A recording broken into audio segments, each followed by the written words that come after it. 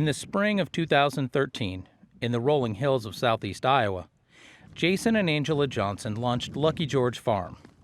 It had been their dream to live on a small farm, raising and growing their own food, and at the same time being good stewards to the land. Without realizing it, the couple stumbled upon a successful strategy to produce pork with a purpose instead of pork with a profit. What grew from their hard work has gone far beyond their wildest dreams. It fit the way that we wanted to farm, which was hands-off. Not intensive farming, hands-off, an extensive model, a traditional model rather than a conventional model. On 20 acres, the Johnsons carved out a multi-species plan to pasture heritage breed chickens, geese, sheep, goats, cows, and pigs. I thought, what if we could find a system that honored the animal and allowed them to grow to an older age, be raised outside, and in an environment that you could put many animals in. It produces a product that's different than what you would find elsewhere. To help offset input costs, the family began selling various cuts at farmers markets in Iowa and Kansas.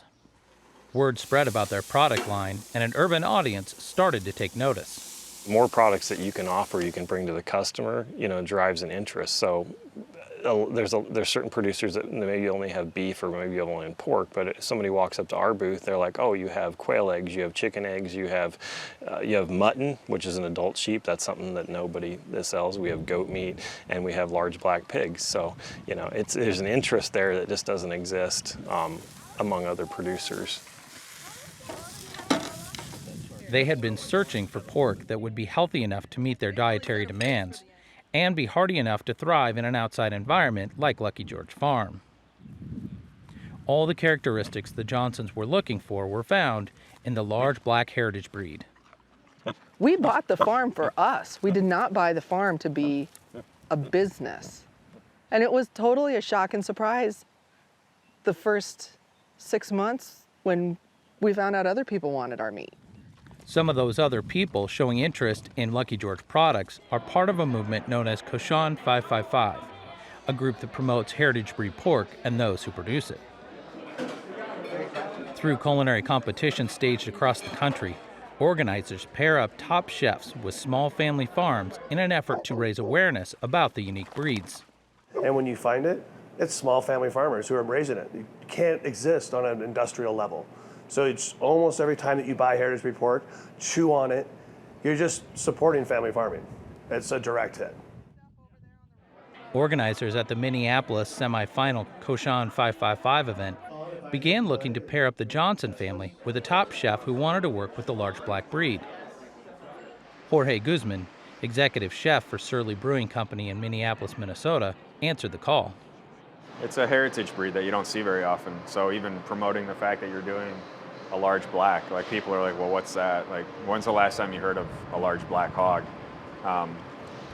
You don't hear about them that often. And so that's part of what Cochon and Lucky George Farm, that organization is trying to promote heritage breed hogs, and large black is one of those hogs, and it's just a better product. Guzman believes in supporting heritage breed production to educate consumers on the differences in taste and character found in Old World breeds. So knowing that we have a responsibility, that's how we source our food. And hopefully it's a trickle-down effect. Like, this is the way that most restaurants should purchase. On any given Saturday, Surly Brewing Company restaurants will see 2,000 customers, far too many for small operations like Lucky George Farm to provide a large enough supply. But for special occasions, Guzman and his team purchase and prepare a plethora of plates using exclusively heritage breed pork. So that's your pork chop, and your loin, and then your belly, and then... Guzman praised large black hogs for their marbled red meat and points out the fat has a higher smoke point, which produces a higher quality white lard. You can tell how nice that fat is. I mean, you don't see that on commodity pork. So what we have for you is... With the win at Cochon 555 in Minneapolis, Guzman, his team, and Lucky George Farm earned a seat at the big table in Snowmass, Colorado, for the Grand Cochon.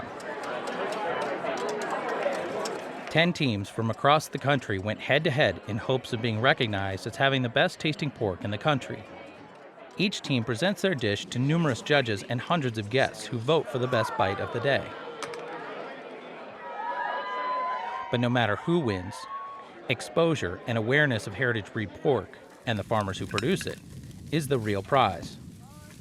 It is amazing to see, a farm like Lucky George jump into the game, do something they believe in, be very passionate about it, and that product showcases what the stewards of those animals are doing, and it comes through in that animal. It comes through on a plate for a chef. These pigs have a life, and they're going to one day be on your plate. They have a life with purpose, and hopefully we're raising them in a purposeful way. From Market to Market, I'm John Torpy.